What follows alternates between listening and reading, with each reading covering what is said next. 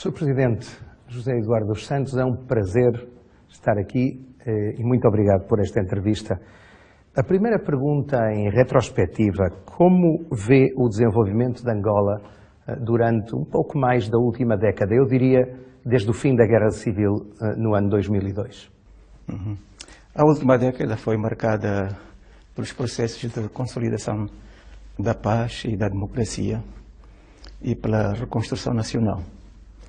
Terminada a guerra, definitivamente em 2002, deu-se início à execução de um programa de pacificação e reconciliação nacional, que conduziu à conclusão da formação das Forças Armadas angolanas, com a integração de parte dos oficiais, sargentos e soldados provenientes das forças militares da UNITA, então extintas, e a reintegração social dos demais.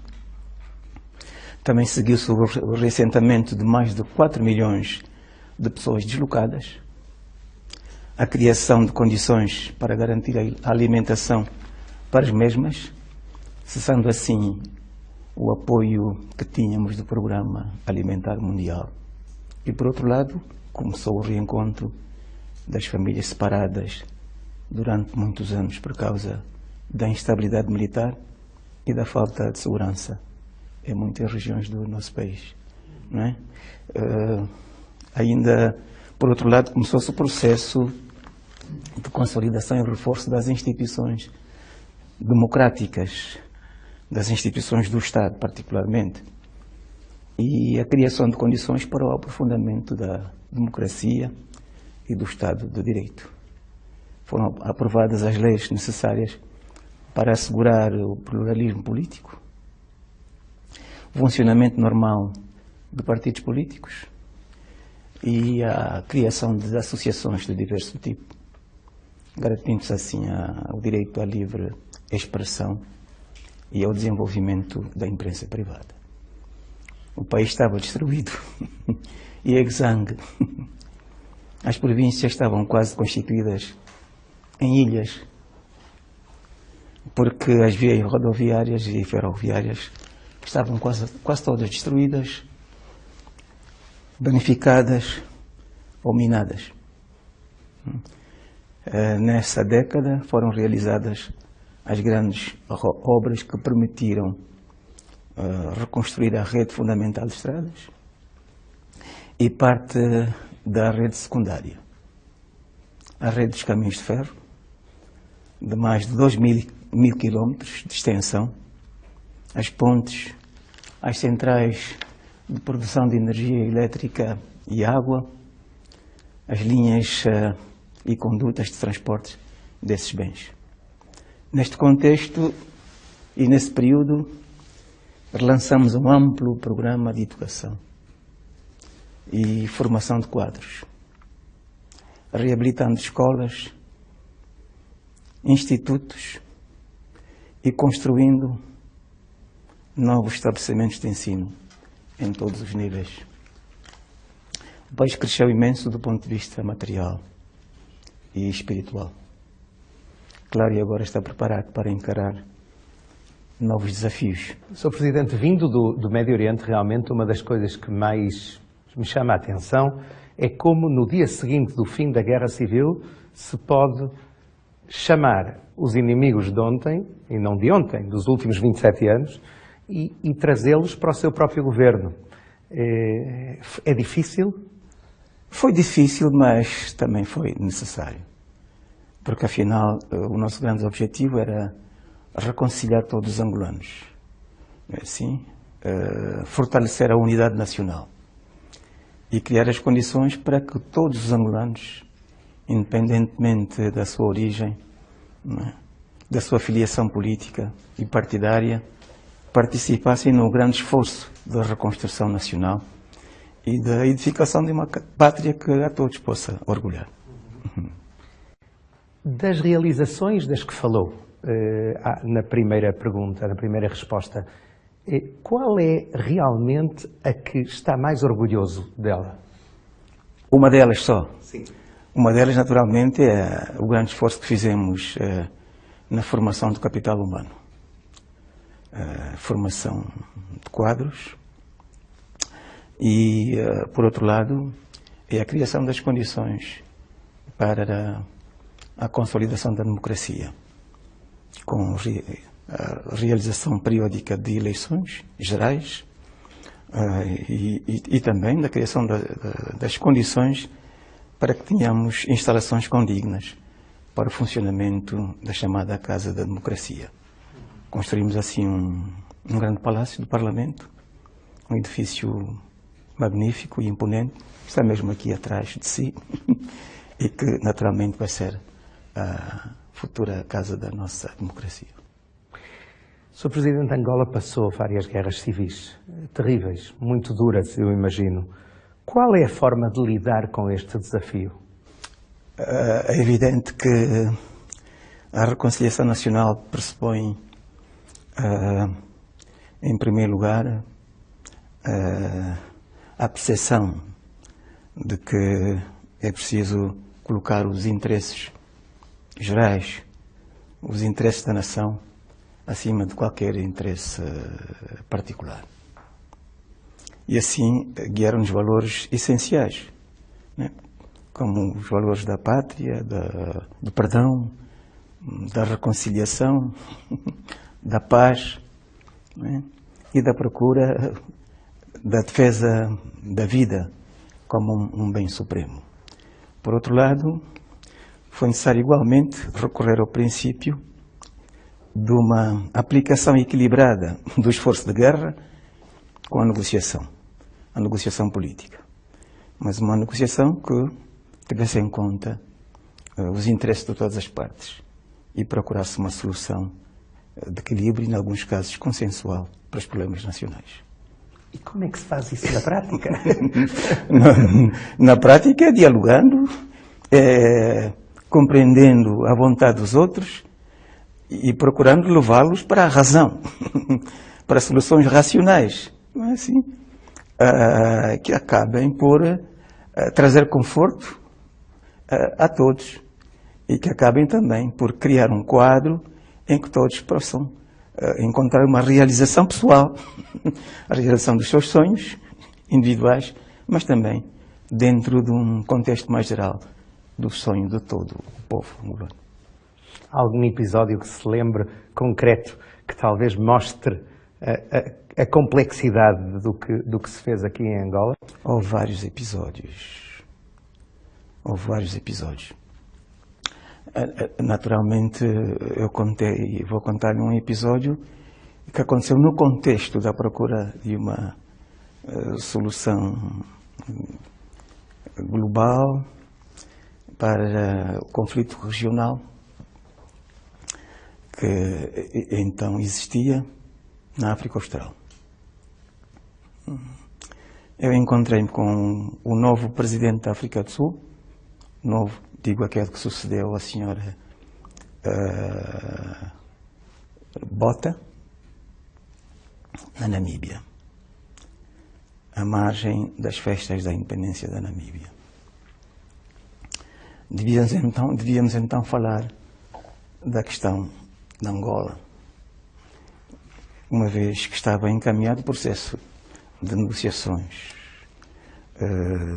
para a busca do fim do apartheid na África do Sul. Mandela já estava liberto. A questão da agenda era uma discussão direta entre José Eduardo dos Santos e Savimbi.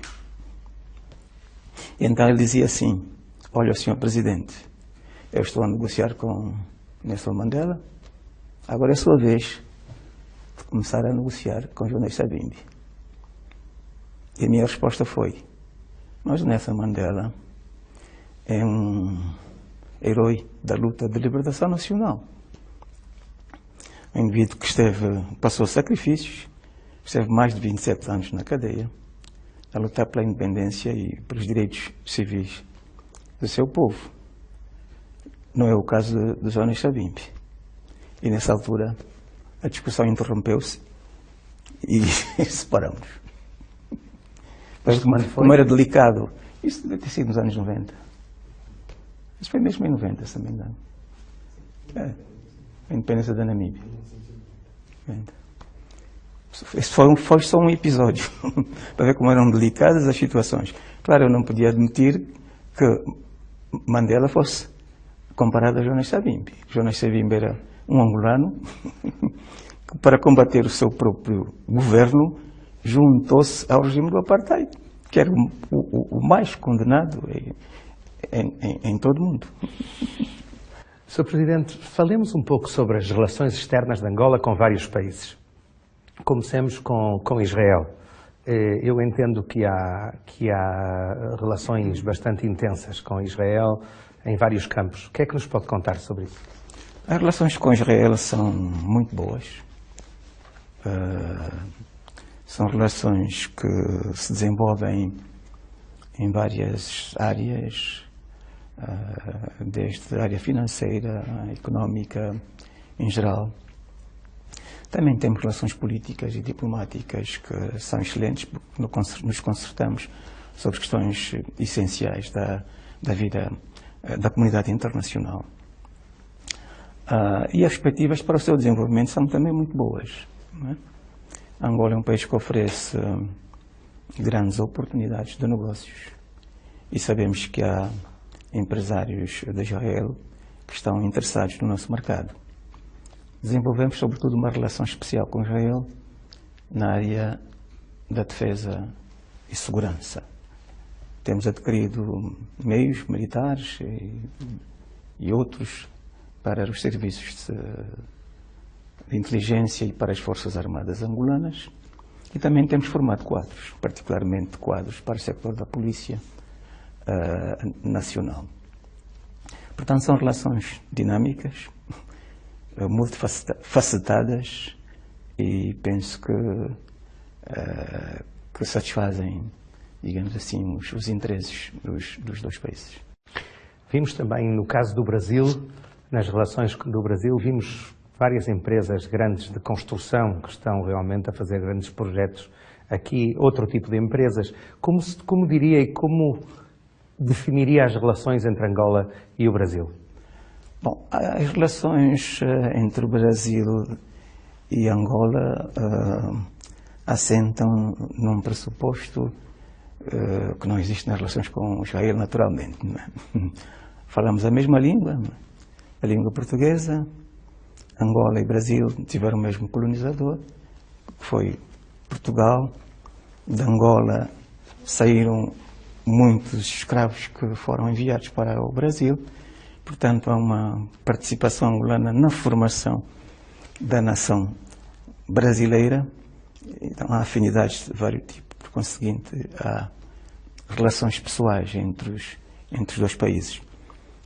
Por isso, as relações são relações de forte amizade, de alguma cumplicidade, e são relações económicas que se estendem em várias áreas da atividade. Estão aqui empresas fortes, como sublinhou, como é o caso da Odebrecht, desde os tempos mais difíceis da guerra, e que têm dado uma contribuição enorme no processo de construção de Angola. Participou no grande esforço da reconstrução nacional e agora tem procurado reinvestir parte do que ganha cá para realizar vários negócios que são úteis, naturalmente, para Angola.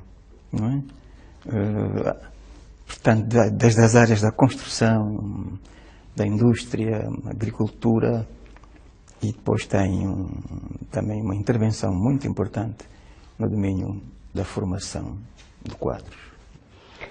E no caso de Portugal, são talvez relações um pouquinho mais tensas porque, como dizia, era o país colonizador no passado, mas hoje em dia eu vejo aqui em Luanda uma coisa que me surpreendeu, é uma enorme presença de jovens portugueses, sobretudo na atualidade. Fala-se de 200 mil, não sei se será esse o número. Talvez seja esse o número. Nós já não nos guiamos por padrões do relacionamento do passado. Não é? Vivemos uma nova era, Somos dois países soberanos. Angola tornou-se independente em 1975. Claro que os primeiros anos da independência foram anos de relacionamento difícil com Portugal, porque Portugal não reconheceu imediatamente a independência de Angola, mas isso foi superado. E agora as relações se desenvolvem num quadro de amizade, grande compreensão. É evidente que há reminiscência do passado, há alguns problemas, mas que são bastante localizados em certos círculos da vida portuguesa, que, enfim, que talvez por algum saudosismo pretendessem voltar ao passado. Mas a vida não para. A roda da história caminha para frente. E, por conseguinte, as relações entre os países também estão voltadas para o futuro. Não é? E são relações como as do Brasil, que se desenvolvem em quase todas as áreas da atividade, com vantagens mútuas no domínio económico. E eu diria que um dos países que mais investe em Angola é Portugal. Como sabe, os portugueses conhecem bem Angola e, por conseguinte, estão numa posição privilegiada para realizar negócios, desde o mais pequeno até o grande negócio. E como vê a presença desses jovens que, devido à crise na Europa, à crise em Portugal, procuram outros destinos? Estão bem-vindos. Como sabe, aqui há uma grande falta de pessoal qualificado.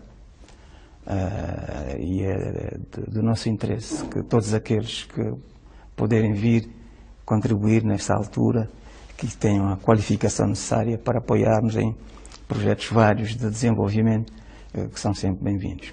Portanto, eles chegam, são enquadrados, seja no sector público, seja no setor privado, a procura é muito grande. Não é? E vejo que há empresas angolanas, como a Sonangol e outras, que fazem aquisições estratégicas em Portugal. Apoia esse tipo de aquisições, esse tipo de medidas? Naturalmente. Refere-se com certeza à realização de investimentos angolanos em Portugal. Claro, não temos ainda grande experiência. A Sonangol tem dado, enfim, os primeiros passos. Em alguns casos tem sido bem sucedida, em outros não. Mas o que interessa é caminhar. Assim, digamos, realizando, trabalhando, que se aprende e que se consolidam os conhecimentos. Outro grande protagonista aqui é a China. Se eu entendo bem, a China compra a metade do petróleo angolano e tem grandes projetos aqui de construção, projetos económicos. Como avalia a cooperação com a China? A cooperação com a China é boa. Nós recorremos a essa cooperação depois do fim da guerra, até porque nessa altura tinha sido programada a realização de uma conferência de doadores que acabou por não acontecer porque não houve compreensão da parte de vários países ocidentais que achavam que Angola era um país potencialmente rico, por conseguinte não precisaria de tanta ajuda internacional para a sua reconstrução e a criação das condições para o desenvolvimento. Nesse quadro nós tivemos que procurar soluções e uma das soluções foi conseguir empréstimos em condições aceitáveis para realizar os nossos grandes projetos de reconstrução nacional. A China foi um dos países que se disponibilizou para emprestar dinheiro e, por conseguinte, vieram cá grandes empresas chinesas para realizar empreitadas, pagas, naturalmente, com financiamentos em condições que são aceitáveis, como disse há pouco tempo. Assim é que se instalaram as empresas chinesas. Não podemos dizer que haja grande investimento direto ou outro da parte de entidades chinesas. Começam agora algumas empresas chinesas a realizarem investimentos, mas a nossa relação é sobretudo baseada na contratação de empreitadas, sobretudo de construção civil, e na importação, portanto, compra de bens e serviços. Eu ouvi algumas críticas de outras companhias, de outros países, ao tipo de construção da China. Talvez seja rivalidade entre empresas, mas como eu acho que sim. vê isso? Eu acho que é rivalidade entre empresas porque as construções são de boa qualidade, não é assim? E normalmente são empresas que trabalham muito depressa. Por seguinte, basta ver que em 3 anos construíram aqui uma cidade com cerca de 20 mil apartamentos, isso para cerca de 200 mil habitantes, mesmo aqui a sul de Luanda, e a uns 20 quilómetros pode ir lá e ver, para constatar a qualidade assim, dos edifícios e da infraestrutura. E o Sr. Presidente prometeu 1 milhão de apartamentos nos próximos anos. Naturalmente é uma meta que continua por realizar. Falamos dos últimos 11 anos, desde a Guerra Civil. Quais são os desafios de Angola no presente e o que gostaria de melhorar no país, cara ao futuro, no governo, na população? Quais seriam os desafios realmente mais importantes? Bom, os desafios para Angola, naturalmente, continuam a ser o da formação de pessoal qualificado, não é assim? De manter a estabilidade política, macroeconómica e criar as condições para o crescimento económico e a transformação desse crescimento em desenvolvimento económico e social. Portanto, nós temos políticas desenhadas para financiar a economia, de tal maneira que se propicie esse crescimento através do crescimento da produção, dos sectores produtivos. Naturalmente, os sectores de serviços igualmente, mas sobretudo através do desenvolvimento da agricultura, da indústria transformadora, particularmente a indústria de produção de alimentos, não é? E no quadro da diversificação, a produção de minerais, o desenvolvimento da indústria mineira. Por outro lado, nós pretendemos manter os níveis de crescimento atual. Sabe que a economia angolana é das que mais cresce no mundo, cresce acima dos 7%, já cresceu acima dos 10%. Então, a nossa ideia é manter esses índices elevados de crescimento. Os índices elevados de crescimento durante muitos anos permitiram aumentar ainda mais a nossa riqueza, distribuí-la melhor e assim ir eliminando a pobreza. Por outro lado, comecei com a formação de quadros, portanto, a qualificação dos quadros nacionais, não é? Temos quadros de excelência que permitam fazer uma boa gestão das finanças públicas, fazer uma boa gestão das nossas empresas e torná-las competitivas no mercado interno e internacional. Mas, por outro lado, temos uma meta mais longínqua, que é fazer Angola crescer de tal maneira que ela possa atingir os índices de desenvolvimento dos países emergentes, que seria o trampolim para depois então entrarmos para a caminhada para o desenvolvimento a longo prazo, natural. Claro que sim. Falava antes da distribuição da riqueza. Preocupa o fosso social que ainda existe em Angola, entre as elites e a maioria da população? É evidente. Bom, isto não é um fenómeno apenas de Angola, não é? Aliás, é um assunto que hoje é debatido em várias partes do mundo e, sobretudo, na Europa. É o velho problema entre a esquerda e a direita, não é? Onde fica concentrada a riqueza. Mas pronto, a política que nós seguimos, que é a política do nosso partido, é a de combater as assimetrias. Primeiro são assimetrias regionais, combater as desigualdades e, sobretudo, reduzir o fosso entre os que são os mais ricos e os mais pobres. Nós temos um problema sério, não é? Que é uma herança pesada, que vem ainda do tempo colonial, que é o subdesenvolvimento.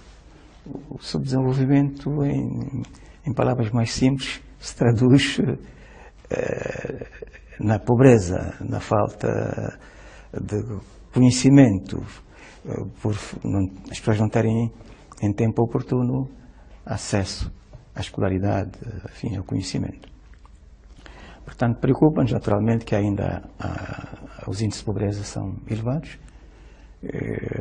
Estamos a cerca de 35%, 36% assim, de pobres em Angola. Fazemos um esforço grande, temos um programa de combate à pobreza e de desenvolvimento rural, porque a pobreza está sobretudo nas populações que vivem nas áreas rurais e na periferia das cidades. Portanto, temos programas bem direcionados, temos objetivos traçados para que a pobreza seja erradicada. Se não erradicada, pelo menos reduzida ao máximo possível nos próximos anos. Portanto, quando falamos em redistribuição da riqueza, queremos dizer, em primeiro lugar, garantir um crescimento sustentado da economia, produzir mais e redistribuir a melhor. O que significa ter uma boa política fiscal, garanta arrecadar receitas suficientes para direcioná-las para resolver os problemas sociais, cumprindo assim a responsabilidade social do Estado, na área da educação, da saúde, da proteção social, assistência social, etc. Falava de que isto é um fenómeno em todo o mundo, não há dúvida. Também acontece o mesmo com a corrupção. Que métodos é que o seu governo utiliza, Sr. Presidente, para tentar ultrapassar o fenómeno da corrupção? Bom, não sei se algum dia vamos ultrapassar esse fenómeno. Sabe que deverá ser dos mais antigos do mundo e que existe em todos os países, infelizmente mesmo nos mais desenvolvidos. É evidente que os esforços dos governos devem estar orientados para a redução desse fenómeno, tornando-o menos relevante ou irrelevante, digamos, na sociedade. E é o que nós fazemos. Portanto, temos políticas direcionadas para combater a corrupção, designadamente a melhoria periódica das remunerações dos servidores públicos, não é assim? O reforço da atuação do Tribunal de Contas. Temos um Tribunal de Contas que fiscaliza as contas do Estado, também faz o julgamento das contas, assim. Por outro lado, quando há desvios, quando são detectados desvios, né, os seus atores são responsabilizados e sempre nos termos da lei. Mas também é movida, é realizada uma campanha constante de educação, assim, para que os cidadãos, digamos, respeitem o património do Estado, os bens públicos, não é? E evitem de fazer uso do que não lhes pertence. Sr. Presidente, depois de ter feito algumas entrevistas aqui em Luanda a distintas personalidades, entendo que a estabilidade política e militar do país, 38 anos depois da independência, está assegurada neste momento. E a instabilidade social, como é que a vê? A instabilidade social. Bom, não temos, pelo menos na minha percepção, assim à vista, qualquer risco de instabilidade social neste momento. Né? Porque, como já lhe disse há pouco tempo, o governo está sempre preocupado com os problemas de caráter social e dá uma atenção muito particular à execução da sua agenda social. Isto é, procura resolver os problemas da saúde, não é? Estendendo a rede de serviços sanitários até, digamos, os sítios mais recônditos, digamos, as comunas, a todas as aldeias, etc. Procura resolver os problemas da educação, não é? Aumentando constantemente a rede escolar. Temos escolas em todas as aldeias, em todas as cidades, municípios, etc. Claro, ainda temos alunos fora do sistema, mas estes não chegarão aos 20%. Portanto, há uma absorção regular e periódica de todas as crianças em idade escolar para a absorção para o sistema.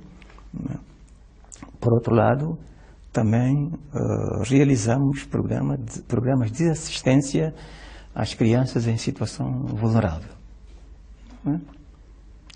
Em conflito com a lei, enfim, etc. Programas de assistência às pessoas idosas, às pessoas deficientes. E temos, como disse há pouco tempo, o programa de combate à pobreza. A partir desse programa, procuramos mobilizar a sociedade para um esforço conjugado no sentido de atacar os problemas mais prementes. Portanto, eu penso que a sociedade, consciente desse esforço do governo e até com a sua própria participação, não é assim, esbate todos os fatores conducentes a uma possível perturbação ou instabilidade social. Não quer dizer que não haja focos, né? Quando em vez há pequenos grupos de jovens que se organizam para realizar manifestações, particularmente em Luanda, mas onde nunca reuniram mais de 300 pessoas. De uma maneira geral, são jovens com certas frustrações, ou porque não conseguiram, enfim, não tiveram sucesso durante a sua vida escolar ou académica, não conseguiram uma boa inserção no mundo do emprego, etc. Mas são fenómenos muito localizados, de uma maneira geral. Acho que a perspectiva é de estabilidade, quer política, quer social, porque o governo e o partido do governo estão atentos a essas situações e trabalham com as grandes associações, por exemplo, associações das mulheres angolanas, não é? Temos uma grande associação chamada OMA, a Organização das Mulheres Angolanas, mas e há outras, não é? Enfim, de caráter social, intelectual, digamos, cultural, etc. Temos as associações juvenis e estudantis, não é? E temos as organizações não governamentais, que são uma espécie de auxiliares dos poderes públicos que têm intervenção social em várias áreas, não é? Digamos, todos estes trabalham no sentido de resolver os problemas da população, tendo no centro das suas atenções o homem, o seu bem-estar, e por isso dificilmente penso que aqueles que queiram perturbar tenham condições para mobilizar gente e criar instabilidade. Não acha que o que aconteceu nas primaveras árabes possa acontecer aqui? Eles tentaram, logo depois das revoltas na Tunísia, no Egito, e depois do conflito que eclodiu na Líbia, tentaram aqui também incitar a juventude para realizar grandes manifestações. Utilizaram as redes sociais para comunicar às pessoas mensagens e estabelecer mecanismos de mobilização e sensibilização. Mas a verdade é que não pegou. Não pegou porque, como já disse há pouco tempo, há uma ação positiva, no sentido de melhorar as condições dos cidadãos, no sentido de trabalhar para o bem comum. E a maioria da população compreende que há essa vontade, que há essa entrega, assim, dos governantes, dos quadros, salvo raras exceções, para trabalhar para o bem comum. Então, para que perturbar? Sr. Presidente, uma coisa que a mim me impressionou foi ver dois rapazes que perderam por causa das minas, das guerras civis, que ainda estão por aí, porque perderam braços e pernas e Esse é um fenómeno terrível, não é? São as cicatrizes da guerra que ainda estão. O que é que os senhores fazem realmente para pôr fim a esta sangria, a esta tragédia? Angola era um dos países mais minados do mundo quando terminou a guerra em 2002. Né? Dizia-se que Angola só era comparada ao Camboja, nesse domínio. Falava-se até mais de 6 milhões de minas espalhadas pelo território nacional. É evidente que durante a guerra, e até depois da guerra, tivemos várias vítimas de minas. E nós desenhamos um programa de desminagem desde 2003, 2004. Aliás, sem execução de um programa dessa natureza, não seria possível a reconstrução nacional. Veja-se, por exemplo, que todas as linhas de caminhos de ferro estavam minadas, ponta a ponta. Foi necessário um esforço muito grande para, nesse período de seis anos, não é, reabilitar mais de 2.000 quilómetros de linha ferroviária. Não é? Era desminar e reconstruir ou construir de novo. Mas o mesmo aconteceu nas estradas, nas pontes, etc. Portanto, era um país com muitos campos de minas, até nas áreas onde se desenvolvia a agricultura, etc. Portanto, o orçamento do primeiro programa de desminagem era da ordem dos 100 milhões de dólares. E assim, periodicamente, acho que mais ou menos desde 2003, 2004, fomos executando programas de desminagem. Temos um instituto de desminagem, temos uma comissão que faz a certificação das áreas desminadas e, para além disso, envolvemos nesse processo de desminagem as Forças Armadas angolanas. Né? Por isso, podemos dizer que hoje temos zonas desminadas em que se pode desenvolver agricultura. Temos as zonas desminadas por onde passam as linhas de transporte da energia elétrica. Evidentemente que é um processo que continua. E temos mais ou menos as zonas sinalizadas, onde há perigo de minas, para proteger a população. Sr. Presidente, estamos perto do fim. Realmente, José Eduardo dos Santos é o Presidente de Angola há já bastantes anos. É um dos líderes, penso eu, que está mais anos no poder na África. É, um dos poucos. Exatamente. Em algum momento pensa no futuro, pensa numa possível transição? Sim, claro. E é até humano que assim seja, não é?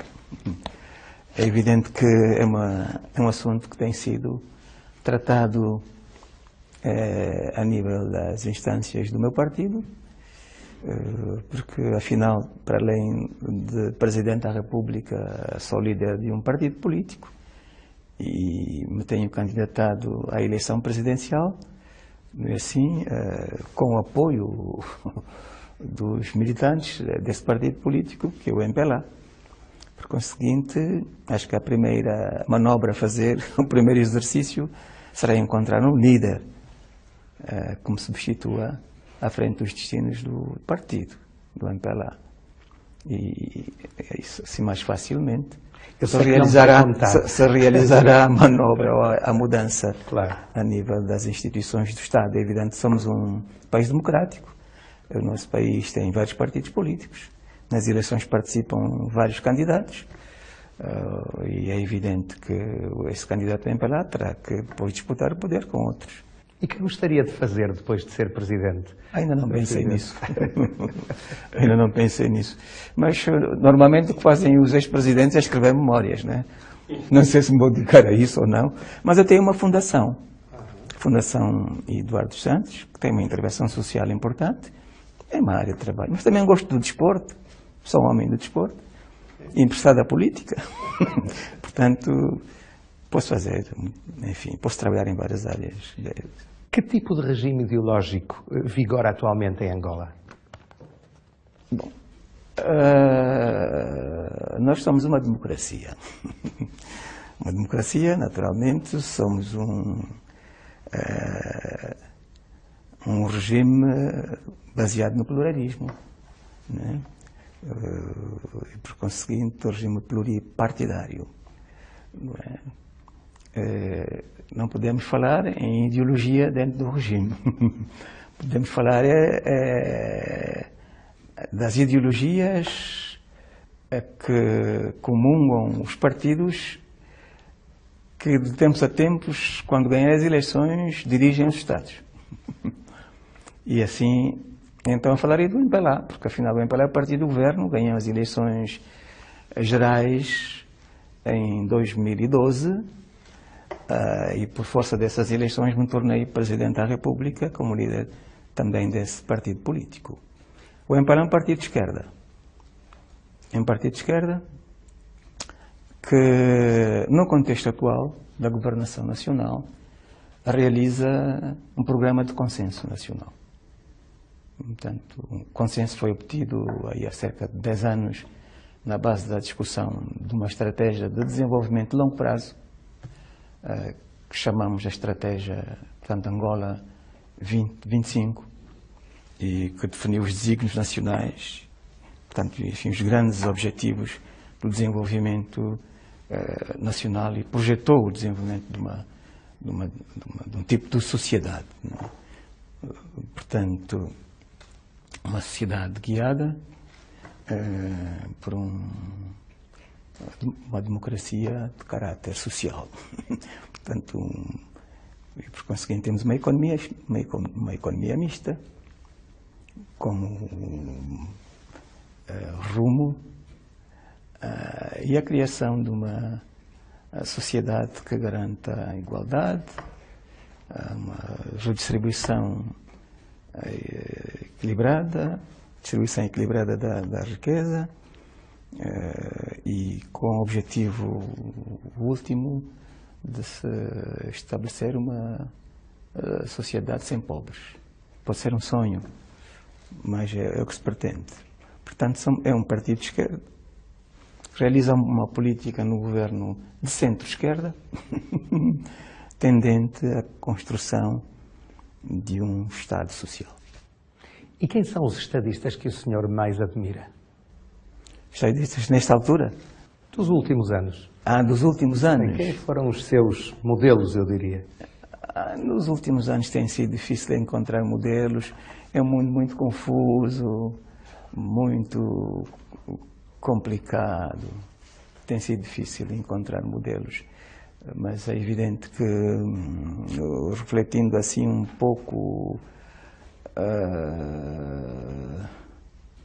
talvez o Lula, presidente do Brasil, pelo seu dinamismo, pela sua fidelidade a esses princípios que estive agora a referir, uma preocupação com a gente humilde, com a gente pobre, trabalhar para a maioria da população, procurar um equilíbrio entre os que têm e os que não têm, ter uma sociedade de progresso social e de inclusão. Não é? E qual é o seu grande sonho para Angola? É esse, uma sociedade inclusiva, em que todos se sintam bem, em que todos beneficiem da prosperidade. Sr. Presidente, dentro de muitos anos, é a última pergunta, nos livros de história falarão de José Eduardo dos Santos como uma figura da história de Angola, que escreveu a história de Angola, com os seus atos e com as suas decisões. Como gostaria de ser recordado na história? Como um bom patriota. Como um bom patriota.